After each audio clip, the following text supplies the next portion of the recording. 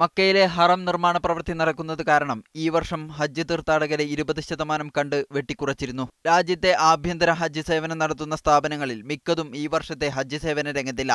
ഉള്ളവർ തന്നെ ഭീമമായ സംഖ്യയാണ് ഹാജിമാരിൽ നിന്ന് ഈടാക്കുന്നത്. ഹജ്ജ് ചെയ്യാൻ ആഗ്രഹിക്കുന്ന സൗദിയിൽ ജോലി ചെയ്യുന്ന വിദേശികളും ചില സ്വദേശികളും ഈ ഭീമമായ സംഖ്യ നൽകാൻ തയ്യാറില്ലാതെയും അനുമതി പത്രമില്ലാതെയും ഹജ്ജ് നിർവഹിക്കാൻ ശ്രമിച്ചേക്കാം. എന്നാൽ ഇങ്ങനെ ഹജ്ജിനായി ശ്രമിക്കുന്നവർ പിടിക്കപ്പെട്ടാൽ കർശന നടപടികൾക്ക് വിധേയമാവേണ്ടി വരുമെന്നാണ് ഹജ്ജ് മന്ത്രാലയവും മക്ക ഗവർണറുടെ ഓഫീസും മുന്നറിയിപ്പ് നൽകുന്നത്. ഇങ്ങനെ പിടിക്കപ്പെടുന്ന വിദേശികളെ നാടുകടത്തുകയും 10 വർഷത്തേക്ക് രാജ്യത്തേക്കുള്ള പ്രവേശനം വിലക്കുകയും ചെയ്യും. സ്വദേശികൾക്ക് ഭീമമായ സംഖ്യ പിഴ ചുമത്തുകയും ചെയ്യും. ബോധവൽക്കരണത്തിന്റെ ഭാഗമായി ഈ വിവരം അറിയിച്ചുകൊണ്ടുള്ള SMS സന്ദേശങ്ങൾ മക്ക ഗവർണറേറ്റ് ഓഫീസിൽ നിന്നും രാജ്യത്തെ മൊബൈൽ നമ്പറുകളിലേക്ക് അയക്കുന്നുണ്ട്.